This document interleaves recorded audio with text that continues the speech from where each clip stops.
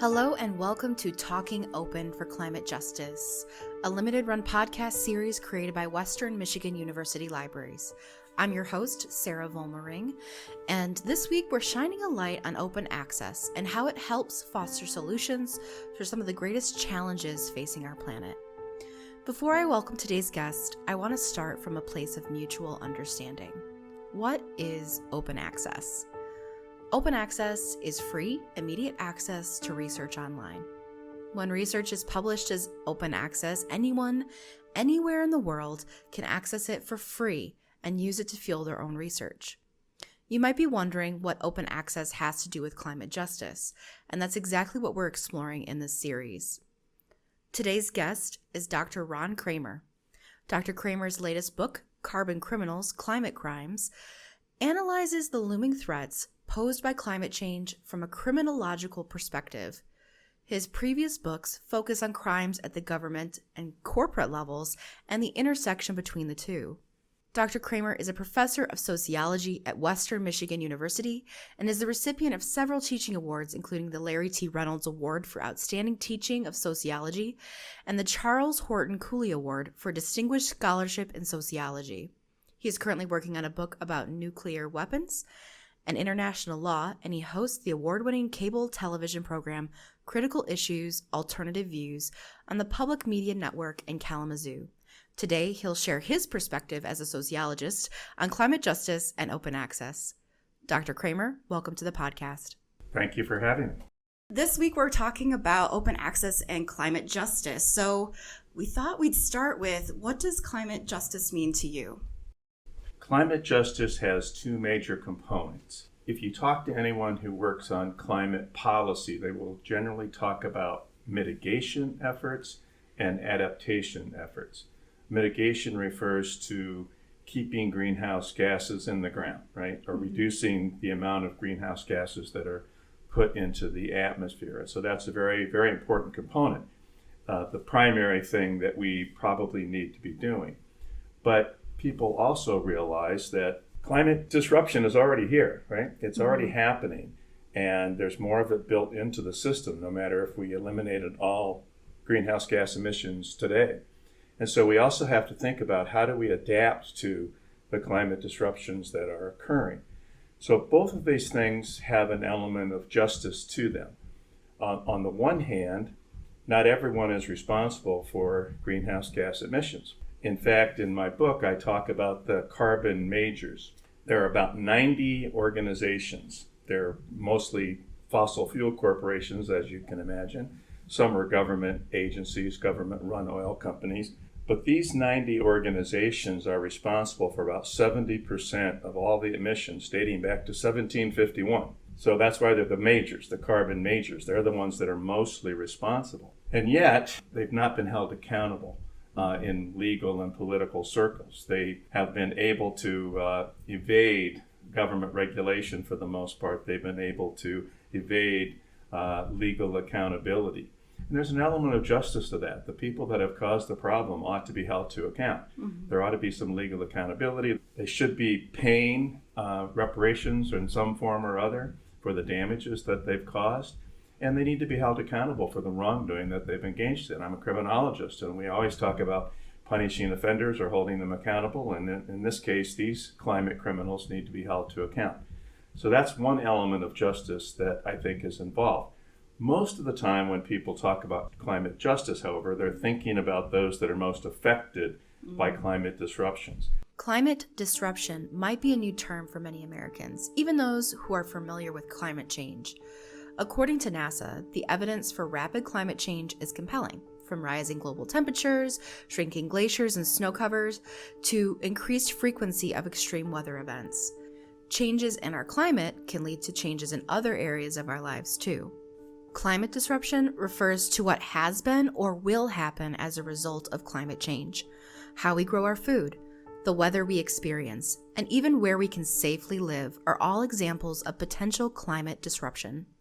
Those in the global south in particular who are experiencing first and foremost the effects of these climate disruptions.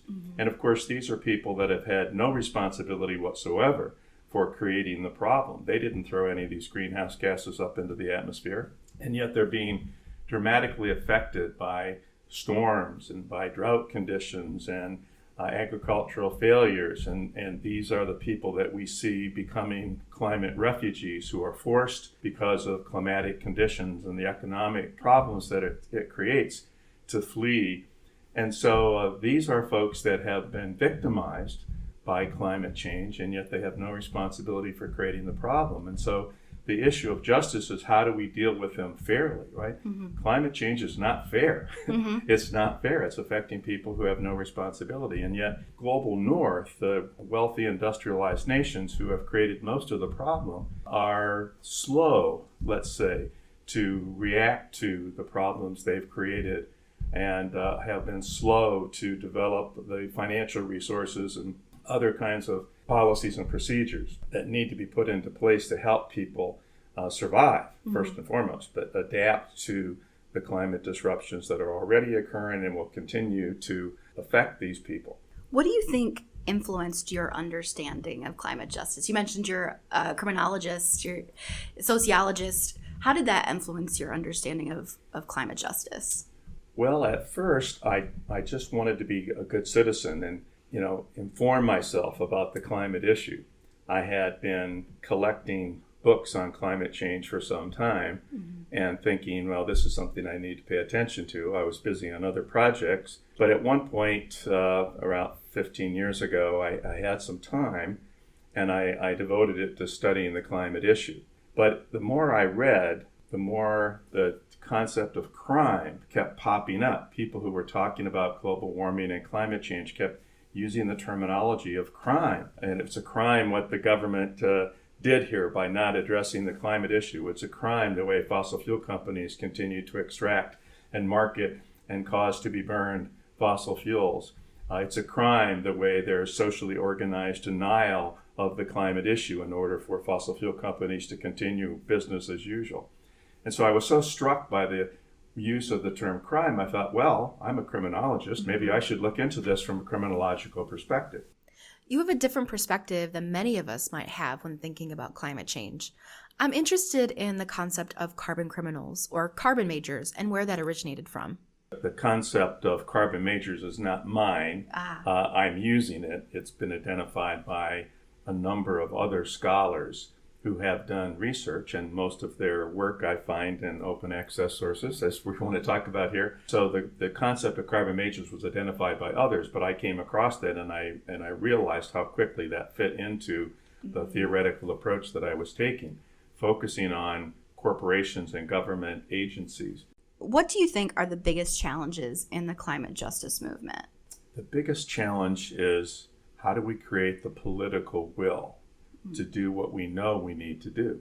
I mean, the answers are pretty obvious. There's no mystery there at all. We know exactly what's going on, right? It's the extraction and marketing and burning the fossil fuels, which throw the greenhouse gases into the atmosphere. That's the issue. That's the problem. We know how to fix that. Stop burning fossil fuels, right? Keep them in the ground. And yet developing the political will to do that is the most difficult thing. And one of the things that I've been encouraged by most recently, of course, is the fact that the United States government under President Biden has made working on climate issues a top priority.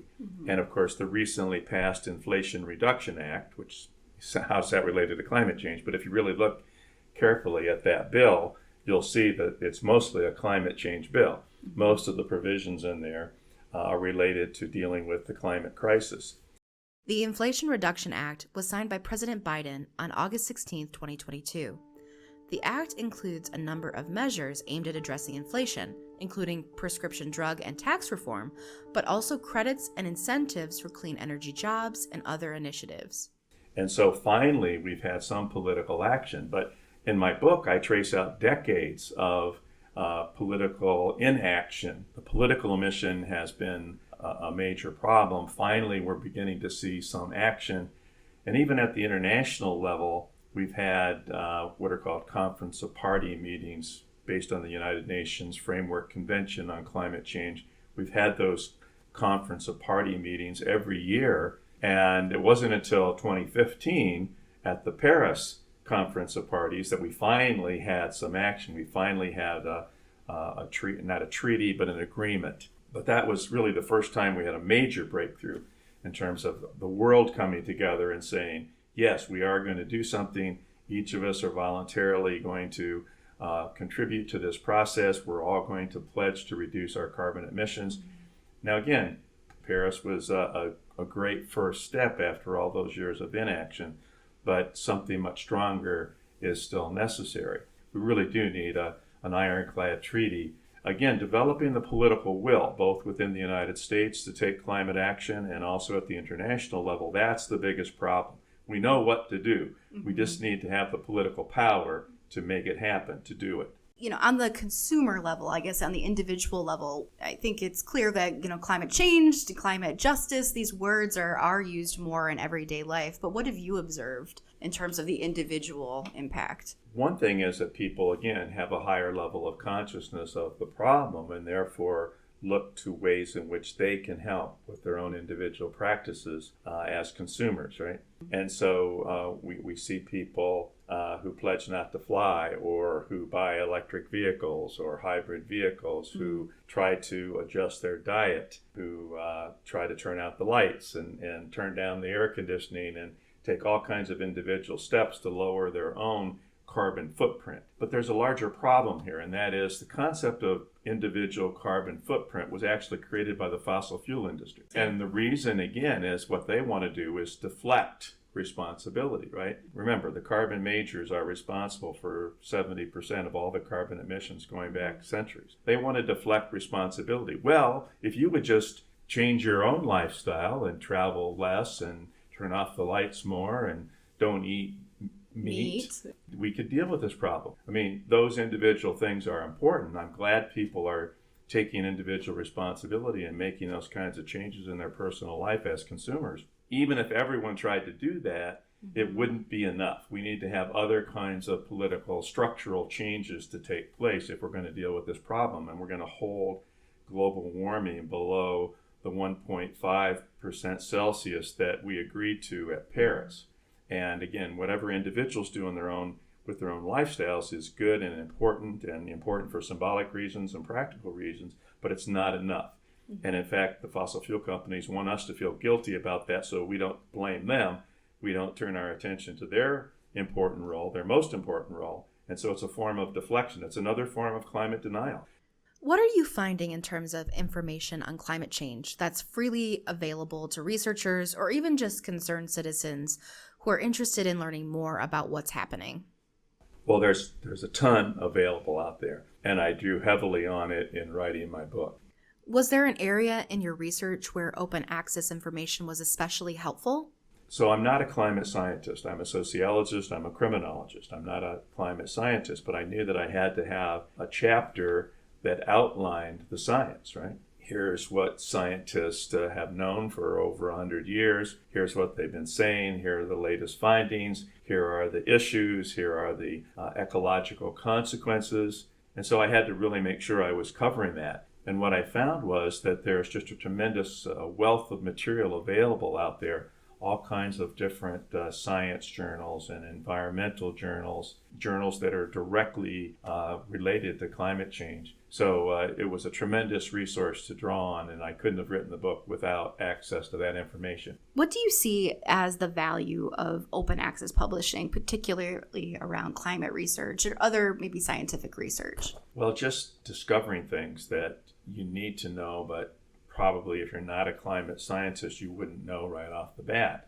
So if I'm thinking about, what's going on with regard to storms or drought conditions or climate refugees, then I had to go looking for that information. It wasn't going to be as readily available in all books that I was looking at. And so I would go online and try to find these things, right? And so that was just a great resource for me as I was working on the book, particularly in that chapter where I'm looking at the ecological effects and the science behind climate change. One of the things that we see, just in open access in general, one of the reasons I think why libraries find it important is kind of that democratizing of information information. It makes it available globally, especially, as you talked about, people that are impacted by climate change that aren't really responsible for it. Having more available open access gives them the opportunity to learn about what's happening in their areas and potentially look for solutions as well. I think that's a great point, the democratization of information, but it's also, in the larger sense, political democracy as well, because what we see is, in my book I have a chapter on socially organized denial. So this is not just your Uncle Ed denying climate change at the Thanksgiving dinner.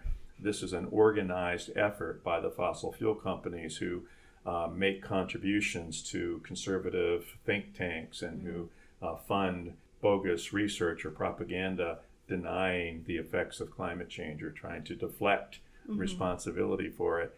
And that's a very powerful effort. And so if that can be countered by people's access to other information, right?